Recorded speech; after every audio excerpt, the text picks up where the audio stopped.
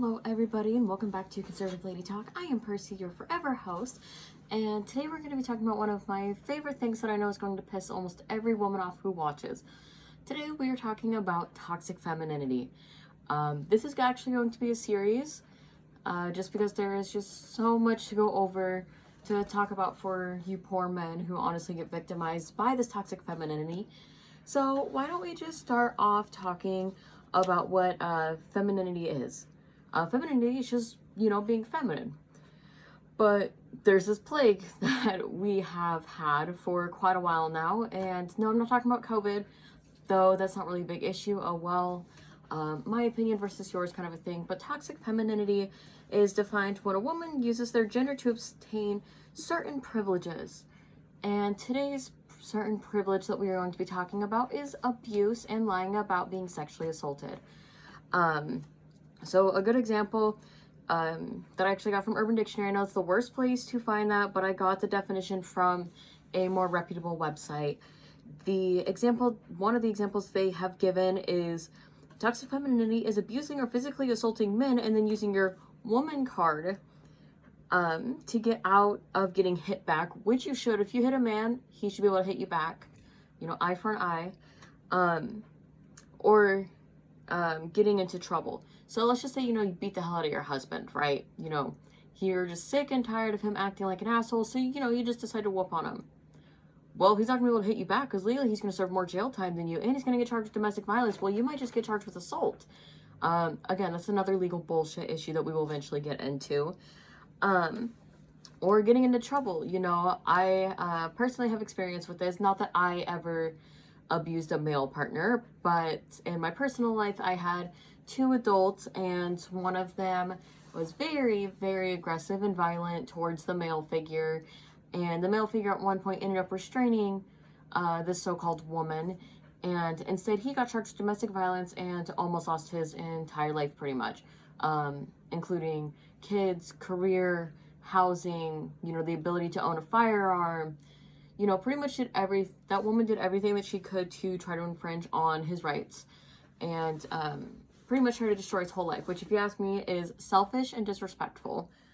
Getting more into that, according to an Australian news network, also called ABC, I figured I'd specify that it's not ABC, the American News Broadcasting Network, but the Australian Broadcasting Channel, reported that only 1 in 19 men have experienced physical or sexual violence either by current or a former partner. Keep that in mind, that only 1 in 19. Keep that in mind. That's of reported, meaning who knows how many other men are out there being assaulted, and we have no freaking idea because of the whole man up, be a man, that kind of awful mindset that we've been pushing into boys for I don't even know how long. It's so toxic, because those are the men that grow up and eventually have issues in life because they don't know how to express their emotions. And that number is probably higher, but the men are obviously afraid to speak up, being called, like, oh, you're, a cat, if you want to catch my drift on that one. Oh, you're being dramatic. Oh, it's not that bad. A woman couldn't hurt you that bad. I've had a friend who actually got stabbed by a former girlfriend, and guess what? Nothing happened. But imagine if he stabbed her. If you're like me and you have seen the news at any point in your life regarding a domestic violence situation, the man is going to get serious amounts of jail time. Well, that woman got to walk free, and that's trash. According to the RAIN network, or the Rape, Abuse, and Incest National Network, is the U.S.'s largest anti-sexual violence organization, and the reports have shown that as of 1998, so roughly 22 years ago, so this is just the last statistic they had, eventually it will be updated, I bet, but in 1998, it is reported that 2.78 million men in the U.S. had been victims of an attempted or completed rape, meaning someone had attempted to sexually assault them or had actually gone through with it and was successful. A lot of the times when men get sexually assaulted is usually through date rape and through roofie drugs. Also with that, I know a lot more male rape victims than I do female rape victims. And it's probably just because men are more comfortable talking with me because I'm going to take their side. That's just how it is. And about 3%, or 1 in 33 men, have experienced an attempted or completed rape in their lifetime. 1 in every 10 rape victims are male, and these are just the reported numbers. Hashtag him too, hashtag us too. Going into that, hashtag me too was the shittiest campaign for let's bring light to sexual violence. Because guess what? When men started using it, y'all women jumped on top of them and started playing the, oh, well, it must have not been that bad because you're a man kind of bullcrap. And you cannot understand how much that boils my blood. You know, rape is a horrible thing. It will destroy a person. Some people never recover from being sexually assaulted. Some people go their entire lives living with that imminent fear that the end is truly near. And is that healthy? No, it's absolutely not. That's why it then leads into a lot more further issues, which we will talk about later. Even President Donald J. Trump has been reported saying it's scary. It's a scary time for young men in America. Absolutely. You know, this is too true. I have 2 men in my family who have been falsely accused of sexual violence. Thank God the police had actually listened and had pursued Kit and pursued to look into that girl's lifestyle. And the other one was their wife. It was the one I was speaking about earlier with the domestic violence. It was that same couple earlier. But, you know, one of them, like I said, when this came up, it was the same as the domestic violence, almost lost everything. The other one, I can't really speak much on his part just because, you know, I don't want to sit there and out his situation to the public. But the other person involved, the other male in my family, they had, thank God, looked into every single thing and had determined that that girl's a liar, she's trash, and that's how it is. You have to be a trash human being to lie and say that somebody raped you when they didn't. I personally know somebody who, unfortunately, is within my genetic bloodline who lies about almost every man she comes into contact with sexually assaulting her. And I believe she should serve time in prison. You know, but that's just me. A lot of people actually share that sentiment. Thank God, y'all, some of y'all do. But it's just unnecessarily frustrating that, you know, she is accused, I'm going to say, roughly 100 men. Roughly. Keep in mind, I know there are more men out there. That's just a baseline number. As effed up and as depressing as that is. She started lying about being sexually assaulted in roughly around the age of 4. Taken me to the doctors, had the full check, has had rape checks over and over and over and over again. Nothing. Absolutely nothing. But, you know, she's never been arrested, and thank God, I hope one day it catches up with her. Not saying I hope that she gets sexually assaulted. Do not take that out of context. I just hope that eventually she will serve prison time for her lies. And it's one of those things where, you know, even if she did get sexually assaulted, how are we going to believe her? You know, I feel awful being able to say that about somebody who I am within a genetic bloodline with. But you can't trust somebody who's going to sit there and cry wolf at every instance they get, you know? And sorry, I don't mean to smile. My cat's just down here trying to play with me because I have this table set right here with all my notes. That's why I keep looking down, is to make sure that I am properly quoting my sources, just to make sure that I don't spread any false information. And speaking of ruining lives, it was brought to my attention the story of Manoj Singh. Forgive my butchering of that pronunciation. He was a 16-year-old boy in India who committed suicide after being falsely accused of sexual assault. He died an innocent man, and according to many reports, he died a virgin. The story was false after he had already ended his life. 16. And, you know, that's like the feminist movement in India. You know, I've heard, don't quote me, I'm not sure how accurate this is, but I have heard in India that women cannot be charged with sexual assault, which, if you ask me, is disgusting. Women are just as more likely to sexually assault somebody than men. You know, I had an experience with it, not a personal experience, but I had a teacher who, my sophomore year of high school, you guys can actually look this up. The school is called Evergreen High School in Vancouver, Washington, where we had a female teacher, her name is Stephanie McRae, who actually had sex with a 15-year-old boy. And that went on, I believe, for months, maybe years. I'm not exactly sure on the full timeline. I was very good friends with the boy. I was amazing friends with his girlfriend. And, you know, I got to see firsthand what it's like when a little boy gets groomed by a grown woman. And to this day, it's honestly sickening to me, because I couldn't imagine, like, I'm 21. I can't imagine looking at a 15 or 16-year-old boy and be like, yeah, baby daddy material. No. I look at children and I'm like, so help me God, if someone hurts a hair on that child's head, I'm gonna kick them into oblivion. Like, I don't like it when people hurt children. I don't like it when people hurt anybody, really, unless it's necessary. You know, terrorists, sex offenders, murderers, school shooters. Those are the kind of people I believe you should hurt. But that's violence within reason, in my opinion. And then I'm also going to link a conversation below of a Snapchat screenshot where a girl named Wendy Era admitted, and I quote exactly from the screenshot, IDC, meaning I don't care, if you don't become friends with her and start speaking to her, I'm going to go onto Twitter and I'll happily lie and say that you raped me. Thank God that that boy took a screenshot of what that woman had said. Or that girl. I'm not exactly sure on the ages, but I'm assuming these are probably teenagers because that's just petty teenagers sounding. Thank God, though, that he took that screenshot. Because, you know, what if he had been accused, falsely accused?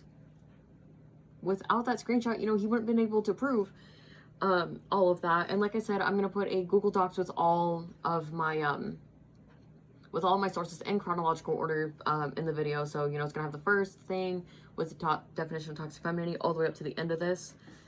You know, all I really got to say about that woman is that she's trash. Honestly, I even think that calling her trash might be a little too nice, and honestly, it might be a little harsh to some people. But if you lie about being sexually assaulted, I don't believe you're human, just like I don't believe sex offenders are human.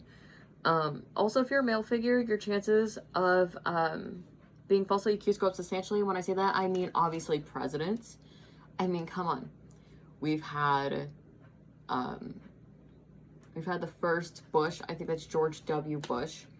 Or no, George H.W. Bush. So the first Bush before Clinton. We've had Donald Trump, now Joe Biden, Brett Kavanaugh, he's not a president, but he's a politician. Michael Jackson's a really good one. Justin Bieber as of recently, you know, there's just hundreds of examples. Those are just the more recent examples that I can get from within, you know, the last like roughly 25 years. Those are the ones that I can give. And just going along with all of that, the statistics used to be 2 in every 100 victims, mostly women, lie. That is now a false statement. The new statistics, the average is actually 4 times higher than this, coming in at 8% of the accusations being false, and it can go as high as 10% of victims lying about attempted or completed rape. That's horrible. And according to the website afsp.donordrive.com, 3.54 men kill themselves for every 1 female suicide. Imagine how many have killed themselves from being falsely accused. I'm going to say probably 70% of that number have killed themselves from being falsely accused, or not even sexual assault, but just domestic violence and other violences in general, where obviously no, their side wasn't taken. I mean, you know, divorce does play a really big part into male depression. So, you know, that could have really been part of it. It's just unfortunate that men have to go through all this. You know, like I said, I'm going to get a lot of hate from a lot of feminists and a lot of women. Probably actually from my own family. I'm probably going to get a lot of trash for it when they eventually discover my videos. That's a risk I'm willing to take, though. I believe speaking up for those who don't have a voice or those whose voices are suppressed. And speaking of suppressed voices, if you're a cis heterosexual male, or cis het, as most people in the LGBT community, as of myself, have said, I don't say this, I've never really said it, but a lot of people in the gay community do say that cis het men honestly have no rights. Like, they have no rights to speak on anything. And it's like, do you not hear yourself when you guys speak? Cisgendered heterosexual males are the only reason that cis females have rights. And it's only because of cis people why we as homosexuals have rights. And when I say homosexuals, I'm using that as the umbrella term for everybody in the LGBT community. It's just, those are the people that help us and gave us our rights. Men have fought so hard in this country to be able to make it fair for everybody. And the way that we are repaying them by trying to suppress them and make them the, you know, weaker sex and the weaker gender and whatever, and we're going to slut shame and body shame them. Who freaking cares? I don't care if you're a fat man, a thin man, a built man, a short man, a tall man, somewhere in between, big weenie, small weenie, medium weenie, no weenie. That last one is going to be really controversial with people. I'm just going to leave it there because I'm not going to sit here and cause a controversy. I have enough of those personally. But, you know, just like, in general, like, I don't think there's any, like, one way to be a man. You know, if you want to be a feminine man and you want to pick flowers and play with daisies and you want to cry when you watch a dog movie, or when you watch that, like the John Wick movies, and you want to cry because Keanu Reeves is so damn awesome, I will join you. I will literally hold your hand and cry with you. Like, if you want to go see a dog movie with me, best guarantee I'm going to cry. Best guarantee if you cry, I'm going to hold you and try to stop my crying so I can help you out. And you know, if you want to be a super macho man where you're big and tough and you work out 8 days, sorry, 7 days a week, or, you know, 8 days every couple weeks, and you just want to go hard, work out 3 to 4 hours on every single day that you work out, you want to eat healthy, you want to be the Arnold Schwarzenegger of your, like, town, go ahead. Like, go right ahead. Or if you want to be in between and you want to have, like, that cute, like, dad bod, like I said, I love all bodies, but, like, dad bods to me are just adorable more than anything.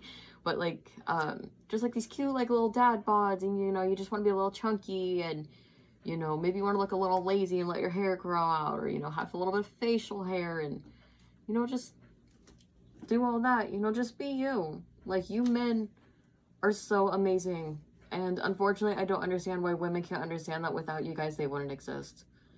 And, you know, myself as a woman, I'm very thankful for men. I'm very thankful, especially for my father of all men. I think he's fantastic, honestly. I love my dad to pieces. And hopefully my dad sees this video at some point, but honestly, God, I love my dad. My dad is such a strong man for going through a lot of things he had to go through, just in general in life. Like I said, I don't really want to out anybody's information. It's not really my position to do so. But, you know, he's a strong man. My dad has done so much. You know, my dad took a tour in Afghanistan and a tour in Iraq, and he was in the Navy and the Army, and, you know, he's raising kids even still. Like, my dad's in his 40s, and he's still raising a little child. I think she's 7, roughly, give or take. Hold on, there's 14-year difference. So, yeah, she's 7. You know, he's raising a little 7-year-old girl who one day will be a beautiful woman. And he's raising that little girl with all of his might with my stepmother. And on top of that, he's also raising a child that isn't even his. He's raising my stepsister. And I think it takes a big man to be able to step in and take another father's place, because the father wants to be inactive. And not I'm saying that all men are inactive fathers. And, you know, sometimes the fathers can't help it. Sometimes, you know, the mom is literally just a malicious biatch, pretty much. You know, there are moms out there that actually prevent their dads from seeing their children. Not that that's what my stepmom does, but, you know, it's just like one of those really awful things that's, some women are just terrible people, and I will go into that when I do the divorce video, which will probably be my next video. Honestly, I'm just rambling at this point. I'm tired. It's like almost 2 a.m. So I'm gonna get this all done. I'm gonna get this fixed up, and I'm gonna have it posted, probably on Tuesday, July 7th, and have that all done. Thank you.